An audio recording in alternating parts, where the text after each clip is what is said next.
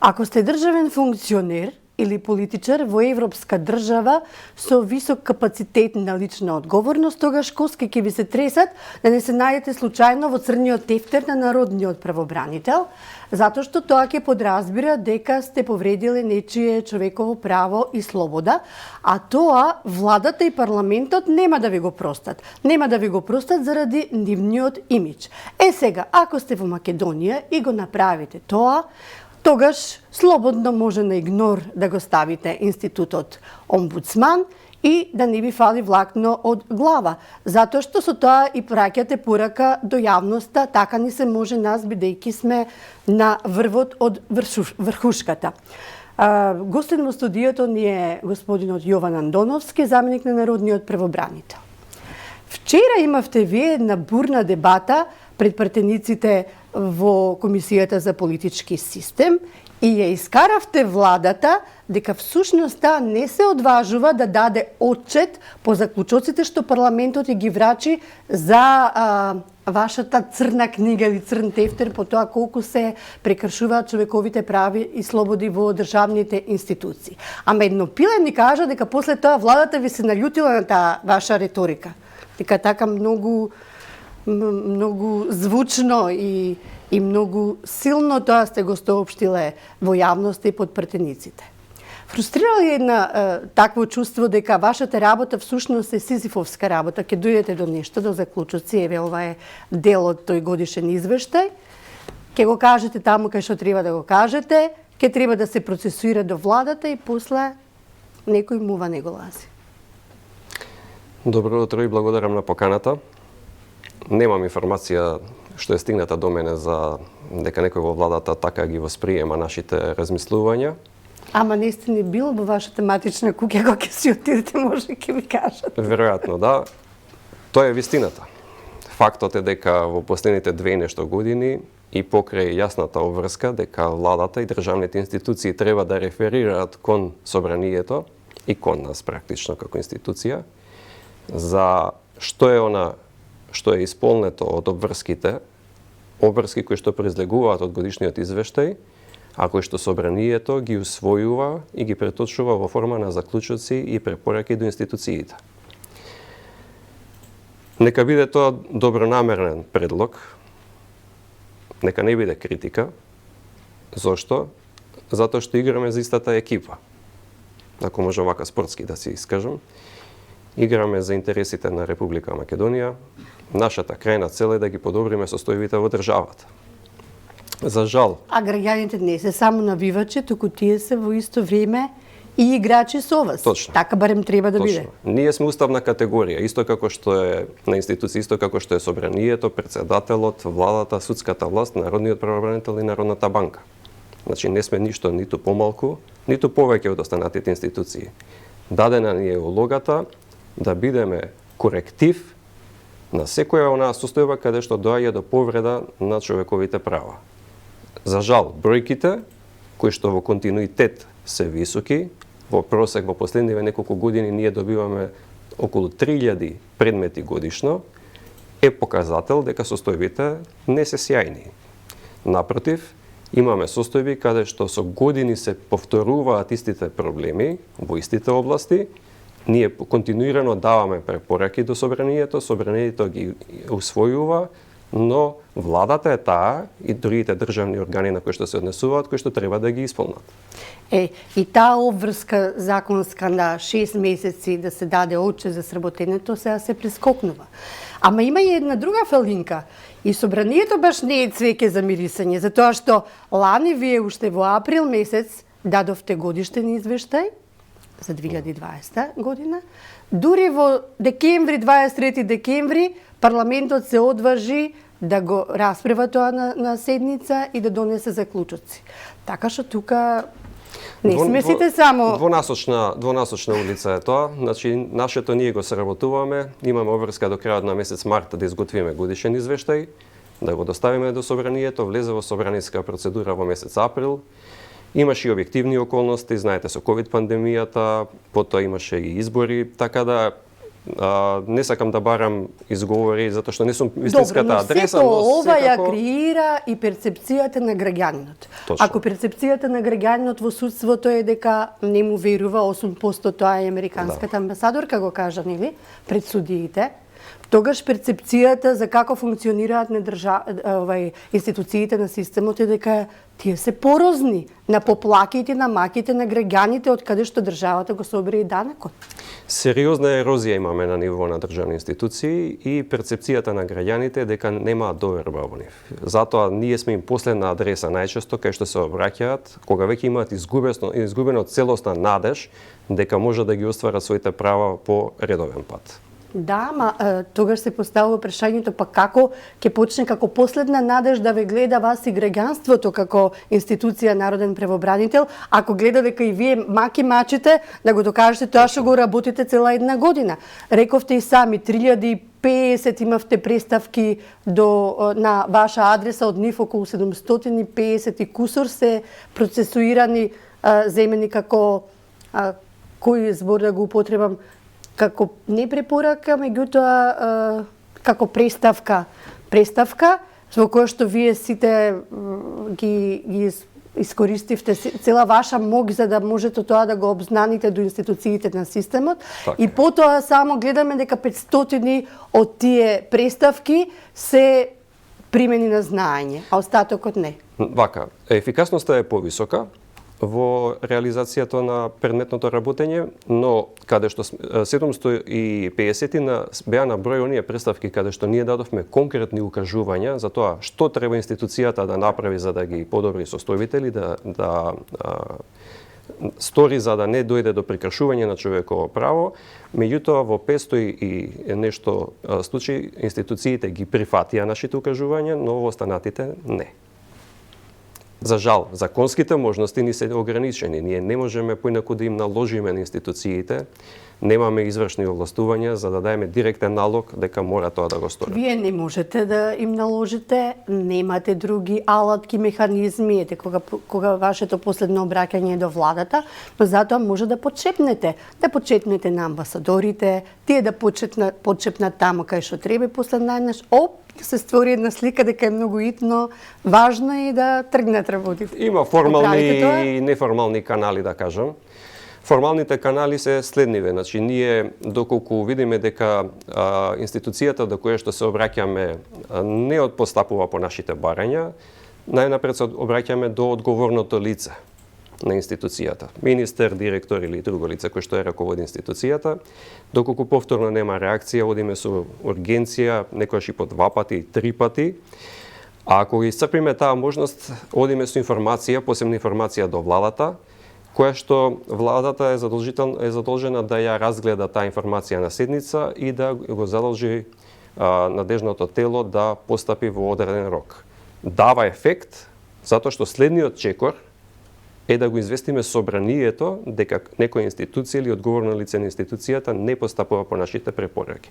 До сега сме стигнале само до ниво известување на владата, не сме стигнале до ситуација да треба да интервенираме и во собранието. Зошто собранието? Затоа што собранието е она институција што нели го контролира извршната власт. Убаво е замислено, средно, само замислено. Неформалните канали се тие кои што вие така ги спомнавте, затоа што ние извештаите кои што ги изработуваме ги доставуваме до меѓународната заедница, до амбасадите.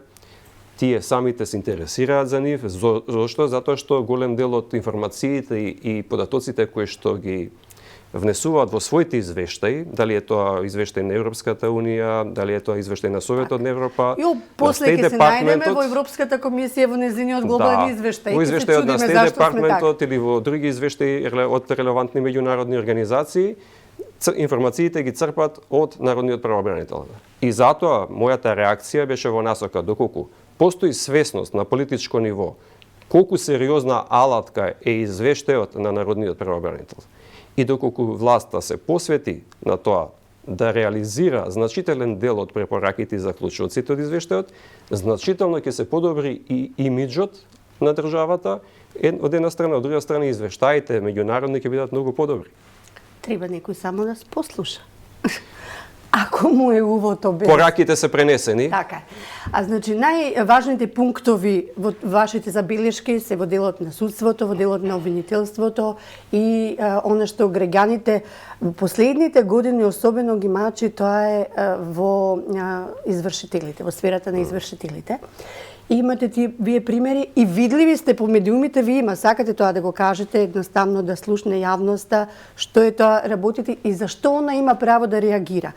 Ајде да само така бегло да нафрлиме во делот на правосудството. За волја на вистината тие имаат поголема плата и нека имаат поголема плата, така меѓутоа има некои работи кои што треба вака да им се удрат малку од глава, да им се каже што е тоа што они не го направиле, а треба. Така. Неспорно е барањето дека треба да се зголемат платите во целиот правосуден сектор, затоа што тоа е една форма на гаранција дека ќе бидат поотпорни на корупција. За жал, довербата од 8% која што беше презентирана од страна на амбасадорката на Соединетите Американски држави е тотално основана. Имаме бројни случаи каде што судот постапува во предолг рок, односно постапките траат некојаш со месеци и со години. Понатаму имаме невоедначена практика на судовите во различни области. Например, имаме различни пресуди за иста работа во исти суд во делот, например, од работните односи. Понатаму имаме различни одлуки на апелационите судови во Штип, во Скопје, во Гостивар или во Битола за една иста предметна материја. Но затоа имате и случај каде што судот наместо истерувач на правдата, тој е промотор на неправда. Точно. Преку тие екзактни некои случаи со Борово, ајде спомнете го тој случај. Да, тој е еден од така да кажем поабсурдните предмети каде што лице станува собственик на приватен имот кој што бил во собственост на поранешна Борово од Хрватска, склучува договор со компанијата чија собственост се во Република Хрватска, врши судска и нотарска заверка, врши меѓународна трансакција на средствата и со устав за гарантираната приватна собственост лице се јавува како тужител кој што побарува дел од имотот и на крај пресудата гласи, донесена во 2013 година, дека имотот на тужителот како општествен капитал, а веќе тој приватизиран и запишан во Агенцијата за катастар како приватен капитал, се доделува на располагање и управување на Фондот за развој на Република Македонија, Агенција за трансформација на претпријатија со општествен капитал. Што е овде спорното? Што ова институција не постои од 2006 година. Она во меѓувреме се угасила, а судот нема доделува сознание за тоа. Доделува имот, што го одзема од приватен имот на непостоечка институција. Ова е само еден од примерите зошто толку е низок рейтингот на судската фела во очите на јавноста, ама и на меѓународната јавност. Има многу такви примери. Има многу такви. Мене ме заинтересира во делот на работните односи. Во работните односи на тоа колку државата тука е ставена во улога од неа од нејзиниот буџет да се испумпуваат пари на име на платени одштети на вработени во државни институции кај што им се повредени нивните права. И тоа ако ништо друго не ги загрижува, тогаш треба да не загрижува ако нешто треба да даваме пари од джебот на државата, ама изгледа од сопствениот джеб повеќе боли отколку од джебот на државата која треба да се дават. Колку, например, при такви едни злоупотреби на работните односи, тоа е најчесто пример каде? Во МВР? Многу често, па и во некои министерства. Доста представки имавме во Министерството за внатрешни работи.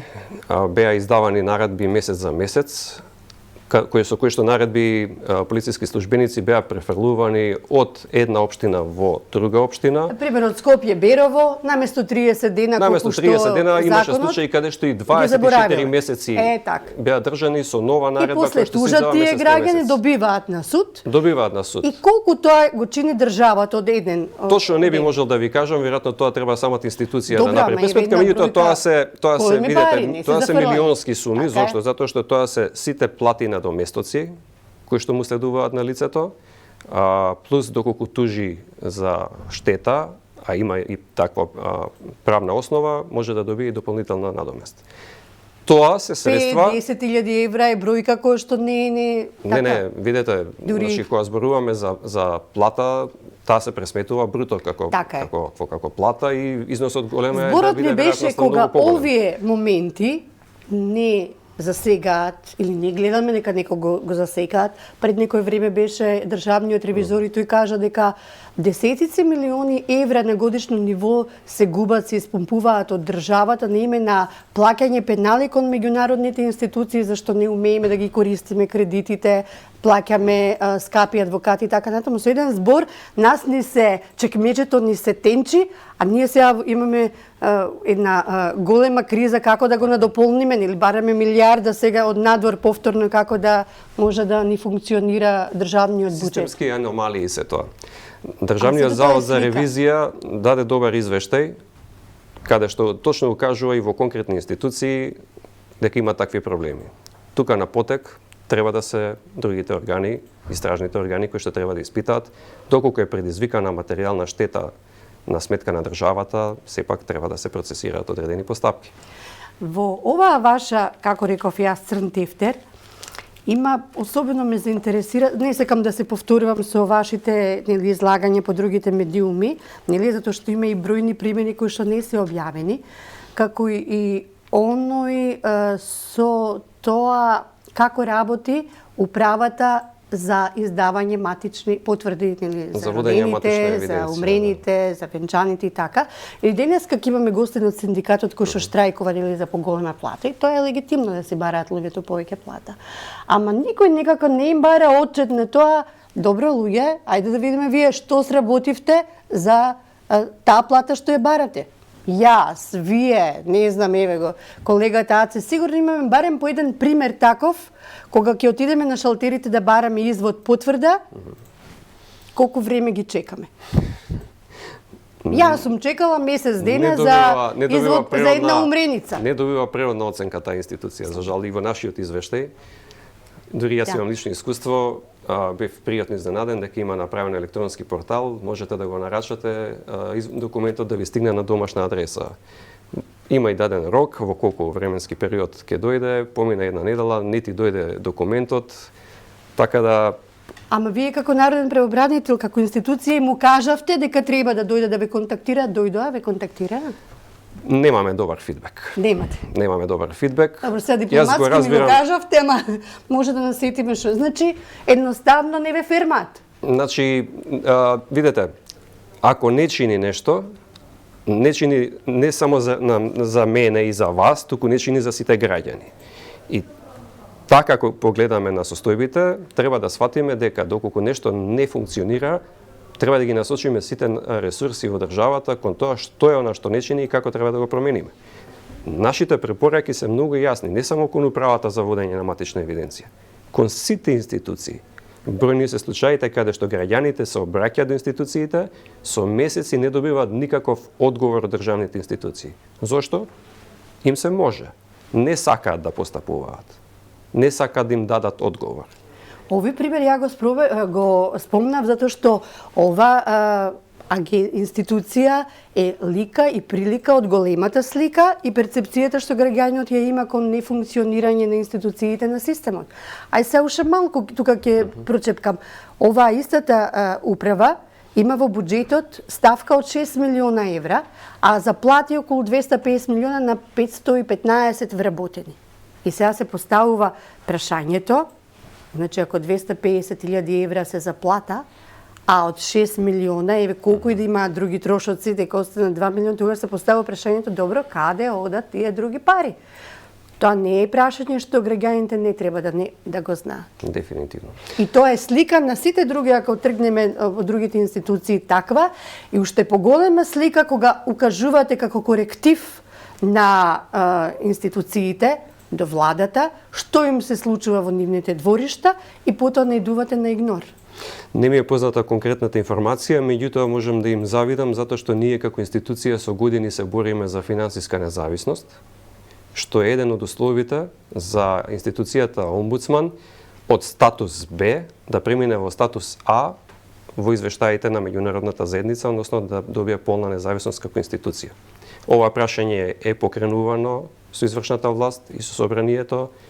Во последно време добивме некој позитивен фидбек дека постои расположение за такво нешто, затоа што се додека ние сме со ограничен буџет и зависни од извршната власт, ќе имаме проблеми со функционирањето.